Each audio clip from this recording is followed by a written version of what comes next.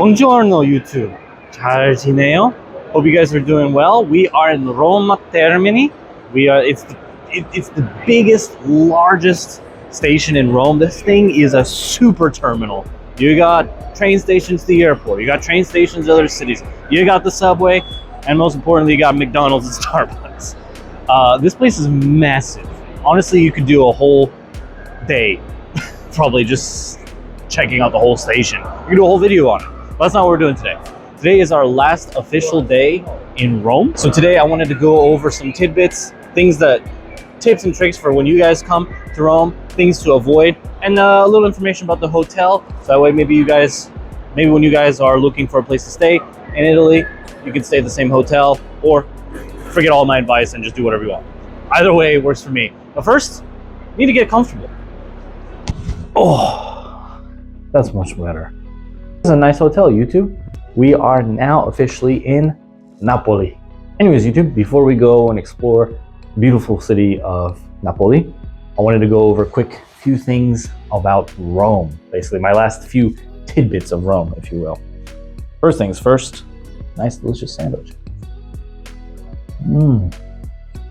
This sandwich is just one of the many benefits from the hotel we stayed in, the B&B Toscana, which is right next to Toscana station. It was like a 6-minute, 7-minute walk to the station, which was really, really good and not too far away from the metro. The biggest benefits from the hotel itself was the free breakfast. That was really nice. That's how I got the sandwich. We took a sandwich to go in case we got hungry a little bit later. Save a little dosh, save a little money. Otherwise, the hotel was great. The thing I think I liked the most about it was that it was a little outside of the city. And one of the reasons for that is because when you get into central Rome, it is loud. There are cars everywhere. It's just kind of a mess. And it was nice to come back to this little kind of quiet area. Although I will say the hotel was since it was right next to the train station, the window view was trains. So, I mean, it wasn't that loud. During the daytime, I guess it was, but we were never in the hotel during the day. And the train stopped late at night, like maybe midnight or 1, I don't know. I fell asleep way before that, but I never felt like it was a huge problem. Overall, the hotel itself was mediocre, but the staff were great. I have no complaints. They were super helpful, very nice, and like I said, free breakfast was really, really good. Very, very helpful for saving on some money for going out in Rome. Overall, the Rome experience was pretty good. There are only a few things that I would recommend visiting Rome. The biggest one is bring a water bottle because you do not want to pay for water. As I mentioned before, there are like thousands of fountains everywhere. No matter what, you'll be sure to find a fountain, and the water is great. It tastes great. So you shouldn't have to pay for water. They will always ask you at the restaurants, which is a little annoying. They'll ask you, oh, do you want some water? So you think it's free, but no, you're paying about €2 every time. So just be like, hey, no, I don't want water. And sometimes it feels like they give you a look and it's like, hey man, I don't want water. The second thing is do not tip. The one thing that you should know is that you don't have to tip in Italy, and it's a thing that's very confusing, I think, for all tourists. Because while out at dinner, there was a couple tourists that talked to us and asked if we had to pay tip or not, and I told them I wasn't really sure. I hadn't so far before then, but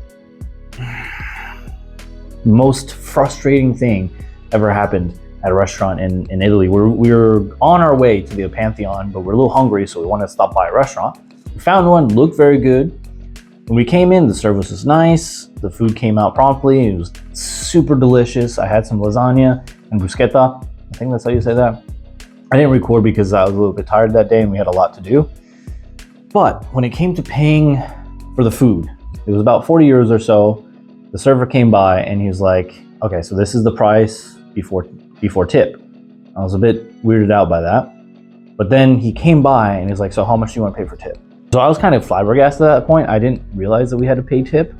And so some part of me was like, okay, so maybe we do. So I told him maybe 10-15%, something like that. And he's like, oh, do you have cash? I was like, well, no. I did have cash here too, but I only had big bills. I didn't want to pay a big bill. Anyways, I told him we don't have cash. And suddenly it was so scary. The guy's face just darkened. He just became so angry. Suddenly just from nice to bad guy, basically. He's like talking about all kinds of, I'm gonna have to charge more for tax. They're gonna charge 39% tax. I'm gonna have to talk to my manager, blah, blah, blah. I was just like, what is happening right now?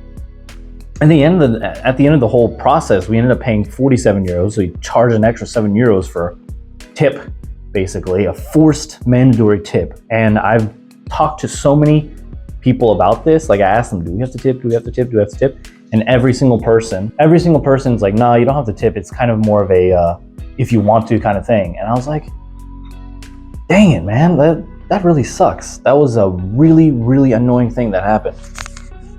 So let me tell you straight, if they ask for a tip, you really 100% you do not have to do it. It's just like, you gotta be pretty forceful about it. You gotta really tell them like, hey, no, I'm not doing this, basically. So that kind of left a real sour mood after the meal. And it sucks because, again, the guy was so nice in the beginning and the food was really good. Like, I have no complaints about the food. It was perfectly delicious. It's just that, like, it really put a damper on the whole thing. And I wouldn't say that the day itself was bad. It really ruined that experience. And I really don't want to go to any restaurant near the Pantheon, for that matter. And so my advice to you is really, really forcefully tell them, I'm not paying a tip. That's probably the best thing you can do. The other thing that I found that was really annoying was the sheer amount of like people trying to sell you crap that you don't need. The one thing I found the most annoying was this guy selling like a slime ball or whatever, different guys. And they would like pick up the ball and they'd slam it on a desk and make this squeaky noise. And you could hear it from like a mile away. You could do, and I'm just like, oh my God. They will not stop. Everywhere you go, every single place you go, there's a guy selling hats, chargers, selfie sticks, that weird slime ball thing. You like just couldn't get away from them. That's kind of the reason why I like the hotel, because it's far enough away. There wasn't any of those sellers or anything like that. And that also really sucked. That was kind of a big disappointment in Rome as well. As far as safety, I didn't really feel unsafe in Rome, to be honest. A lot of people said, watch out for thieves. I mean, we were pretty careful, obviously, but I never felt like someone was gonna try and take something from me. Anyways, YouTube, we're gonna walk around Naples and show it off, maybe get some delicious food and see what there is to see in the beautiful city of Napoli. See you. Alrighty, YouTube, we are near our hotel, which is actually in the Old Town area. It's quite a different vibe from, I guess, maybe the rest of Naples, but we'll see later. But it's very interesting that they have the market today, which is kind of nice. We could get some vegetables and fruits if we wanted to, but we just wanted to go explore a little bit around Napoli.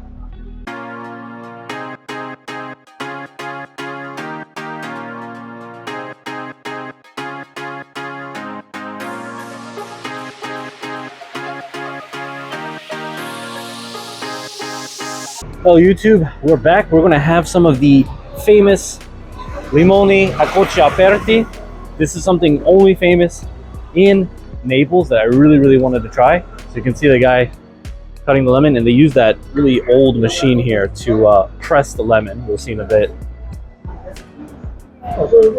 Just like that. But there's one reason why this drink is very special.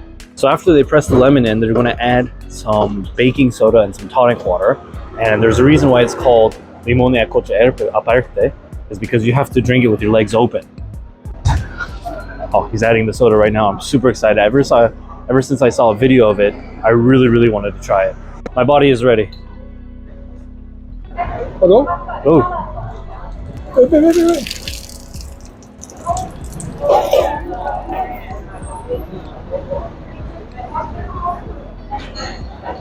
Oh. Oh, buono. Oh, molto bene. Oh, grazie. YouTube, this experience is indescribable. I barely had any time to really process what was happening. He gave it to me just one shot. Grazie. Okay. Molto bene. Very delicious. Grazie. All right, YouTube, that was something I wanted to experience ever since I saw it. Wow. Something I really want to do again, to be honest. It was really, really delicious. So, what is limone a croce aperte? I barely had any time to kind of explain it. The limone a croce aperte It's basically just pure raw lemon. They put some soda water, and at the very end, you guys can see he added baking soda. Now, why do you add baking soda? Because this is a drink that you have as a digestive. Basically, if you're feeling really full from some pizza, pasta, whatever, you drink this and you're good to go. It helps your body digest whatever's going on. But the thing is, though, the guy's like, he put in the baking soda, and in my mind, I was ready. I was like, all right, I'm going to drink this. And it bubbled way more than I expected. And I was just like trying to chug the thing. So I don't know if it helped with the digestion because I feel a little gaseous. But it was very refreshing, very delicious, and something that I can see myself doing like once a day, pretty much. It's really, really good. I highly recommend it. It's a fun experience. The guy was very nice, and it's only €2. It's really good for €2. Very, very, very good.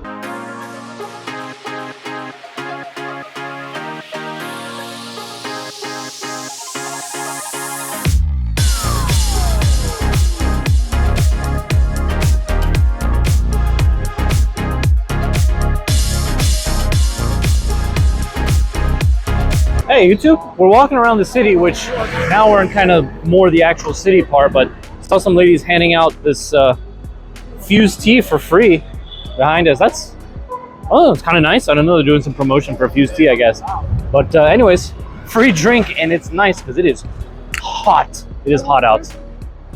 But the difference between this city and the old town that we're in is kind of different. I'll show you in a little bit. So this is the main city area. H&M over there. Many people walking around. Wow, this is quite different than where we were staying earlier.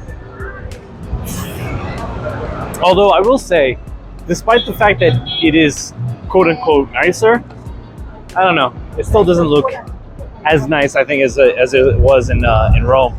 Still enjoying our walk through Italy, or Naples, I should say. But I came across this castle. I